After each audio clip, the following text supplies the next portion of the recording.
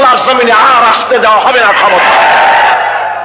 ধর্ষণ দিয়ে, সন্ত্রাস দিয়ে, খুন দিয়ে সব শেষ করেছে। তারপরে এদেরকে ক্ষমতায় আসতে দেওয়া যাবে না, এই কারণে দলীয়করণ, আত্মীয়করণ, বংশীয়করণের ইতিহাসের নিকৃষ্টতম দৃষ্টান্ত তারা এই জাতির সামনে পেশ করেছে। একেবারে টয়লেট কিপার থেকে শুরু করে সর্বোচ্চ পর্যায় পর্যন্ত নাম নিলাম না, সব দলীয়করণ করেছে তারা। লুটে পুটে, ওই যে সেই কথা আছে, উলট পালট করে দেমা লুটে পুটে খায়, সমস্ত দেশকে লুটে পুটে খেয়ে শেষ করেছে। সেদিন আমি বিজয়নগরে সেই বিএনপি অফিসের সামনে, এই যে কয়েকদিন আগেই সেখানে আলোচনায় বলেছিলাম যে এক লোক আগে এসে আমাকে বলছে, হুজুর এরা তো 5 বছরে খাইয়া খুইয়া সব শেষ করে ফেললো, এরপর আপনারা এসে করবেন কি? বললাম দেখেন, রমজান মাসে যখন জুলাই মাস বা জুন মাসে যখন রোজা হয়, 12 ঘন্টা রোজা রাখার পর ইফতারের সময় কেমন খাইতে ইচ্ছা করে? কয় যে হুজুর সামনে যে শরবত থাকে, চানাচুর থাকে, পেঁয়াজি, বেগুনি, তারপরে তরমুজ, যা কিছু থাকে, শুধু ফলমূল আর শরবত না, শরবত থাকে যে গ্লাসে, যে জগে, ওগুলো শুদ্ধ খাইতে ইচ্ছা করে।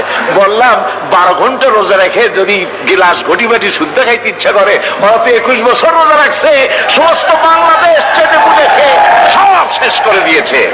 জাতির ভাগ্য ভালো, এরা এই সাবেক প্রধানমন্ত্রী শেখ হাসিনা ভাগাভাগি করে 2 বোনে যে বলে না, এই যে আমাদের এক বোনকে বঙ্গভবন দেওয়া লাগবে আর এক বোনকে গণভবন দেওয়া লাগবে, জাতির কপাল কত ভালো।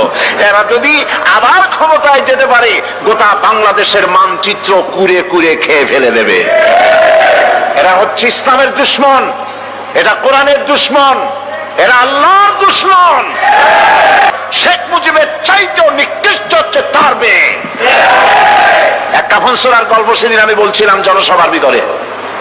কাফন চোর, এই কাফন চোর মরে যাওয়ার সময় তার ছেলেদের বলল, আমাকে তো কেউ ভালো বলে না, এমন কাজ করবি যাতে আমার থেকে তোদেরকে ভালো বলে। কাফন চোর মরে গেল। এরপরে কাফন চোর আর ছেলেরা চুরি করতেছে, কেউ আর বাপেরে ভালো কয় না, ও ছেলেরা বাপও চুরি করতে, এরাও চুরি করে। ছেলেরা মিটিং করলো যে বাপেরে তো কেউ ভালো কয় না, তো কি করা যায়?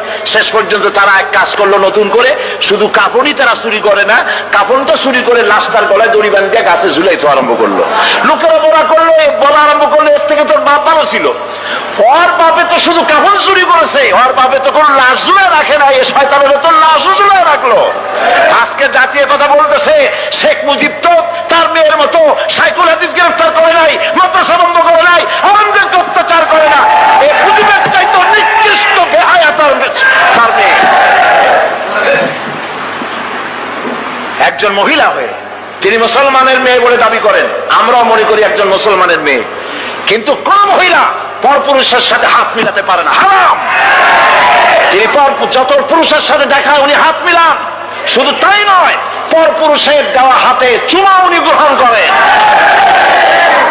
আমি পল্টনে বলেছিলাম, পার্লামেন্টে আমি বলেছি তার সামনে, আপনি মুসলমান, যেই কপালটা দিয়া কাবা শরীফে সেজদা করছেন, যেই কপালটা দিয়া মদিনায় সেজদা করেছেন রাসূলুল্লাহর রওজায়, রাসূলুল্লাহর মসজিদে, সেই কপালটা নিয়ে কলকাতায় গেলেন, আর কাফের গুজরাল আপনার কপালে যখন হাত দিল তিলক পরাবার জন্য, কেন আপনি বলতে পারলেন না, বেয়াদব, আমি মুসলমানের মেয়ে, আমার গায়ে তুই হাত দিতে পারিস না? সুতরাং কাফেরের হাতের চন্দনের তিলক কপালে পরে পার্লামেন্টে বলেছি, কপালে পরে আপনার ইজ্জত কদ্দুর নষ্ট হয়েছে আমরা জানি না, কিন্তু মুসলমান দেশের প্রধানমন্ত্রী হিসাবে বাংলা 13 কোটি মুসলমানের ইজ্জতকে মাটির সাথে আপনি মিশাই দিয়েছেন।